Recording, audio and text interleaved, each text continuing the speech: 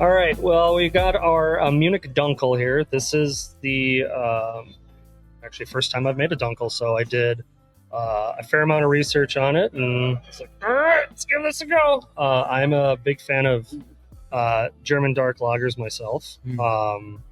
This one is, I mean, Dunkels can be toasty, they could be nutty, they could be sweet. I didn't want this one to swing into like caramel, raisin pit fruit territory, because some of them can. I wanted this to be a little drier, a little crisper. Not that the other ones aren't, but I wanted the perception to be a little drier, a little crisper, even like a smidge of a bitter edge, on your palate, and then focusing on the toasty, nutty aspects of it. Yeah, and this one, like you said, it hits all the notes that you said, but this is one of those fun beers that a lot of people that just go in and slam their beer, call it a day, wouldn't pick up on, but like, you just take a sip or two and kind of let it sit and do its thing.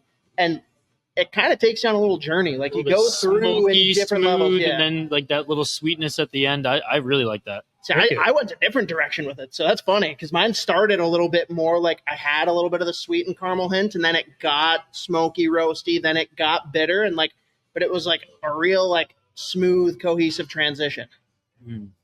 It takes you on a journey. I'm glad y'all like it. Yeah. Crushable, approachable. Yeah. Oh, the Dunkels and the Marzens, I think, are a great move for the fall. Yeah. Third round of our love-hate matrix, going with the delicious third beer here, the Dunkel, which is definitely a style that I'm a big fan of. We Love have the Dunkel. this time, not love. This is hate to love. Team that maybe others aren't as high on, that we are. Isha. Winnipeg Jets. Now, I know they lost some of their defense. I know they're not as deep up front, but I do think this year, and based on what I've seen in training camp thus far, there's going to be some guys that they call up from Manitoba, which Manitoba was a motherfucker of a team to play against in the AHL because they have NHL-ready guys there. They have straight-up NHL players who've played a handful of games. And we're talking like 20-plus games with the team during call-ups or when they were getting looks in seasons past, 2-3 years ago as well, playing on that team right now. And on the defense, like, there's a few guys, whether you want to bring up guys for that mean size, that hard knock style that the Winnipeg Jets have historically brought since they've come back into the National Hockey League, or more skilled guys in like Hanola, for example, or Capi Bianco, I think his name is Kyle something or other. He's a big guy who's like over 6 foot tall, 230 pounds, has played NHL games before. And whether they want to go more of the skilled route on the defensive side or more of the meaner defensive side who can actually still play at the NHL level, I do think they can replace guys who they've lost this year with ease with Manitoba. So I don't think they're going to lose a step at all. And if anything, they're replacing them with younger guys who have higher upside right now that I think they actually can be, I don't want to say the dark horse of the Central Division, but definitely make some noise and still be really tough to play against. I'm not going to go into it too much because I'm going to talk about them in a future video here, or a future segment, however you want to phrase that. But the one thing I'll say on their behalf, they have Nikolai Ehlers, who's an absolute stud, one of my favorite non-Wild Penguin players, and their forward depth is probably second behind the Dallas Stars. Like, their forward depth is no joke. There's other areas that are maybe concerning, but for me, a team that I hate to love, if anyone's paid attention to any of the shows I've been on,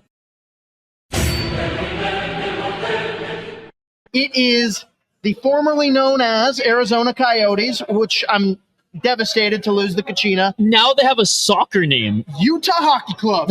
Let's go. HC, baby. I like the colors. It'll be nice when they have a team name officially, as long as they don't pick a dumb one, which they'll probably do. I love how they're just fighting everybody left, right, and center in the preseason. Tell you what, this is a team that is going to be good. I might even go as high as putting them number 4 in the division for me.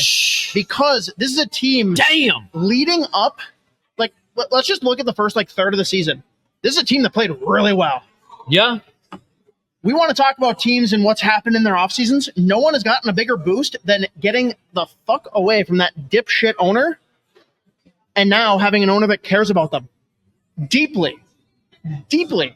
They are going to be treated like professional hockey players for the first time. Sell out crowds in a real capacity NHL arena. Fans are going to come in droves. They are going to be supported. They're not going to be staying at the Motel 6. They're actually going to have accommodations. They're not going to be taking buses. They're going to be flying PJ. More than 10,000 fans in the arena. On top of the fact that teams don't generally add 2 legit top 4 defensemen in the offseason for reasonable asking prices in Sergachev and, my boy Marino. So Marino's fun too. And Logan Cooley in his second year. Cooley and Gunther, they've got some good young players in there next year that are only going to elevate. And again, all the distractions are gone. It's only positive vibes. This is a team, I know it's not technically an expansion. Think Vegas Golden Knights. Everyone thought they were going to suck. Get the right buzz behind you, good fan base, good city. Maybe they go on a little bit of a run here and have some fun. I'm unhealthily high on the Utah Hockey Club. Not saying they're going to win the Central Division.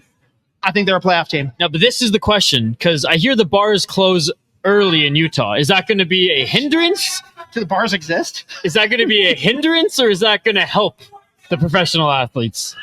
Because they're hockey players. They're a different breed. Doesn't impact them during the games. It might make their out-of-hockey stuff a little bit less fun, but that means they're just going to be giving her on the road. I don't know. I guess that's true. When they go to Vegas, oh my God, they're going to let loose. Baby. But yes. All right. Winnipeg and Utah. Here we go.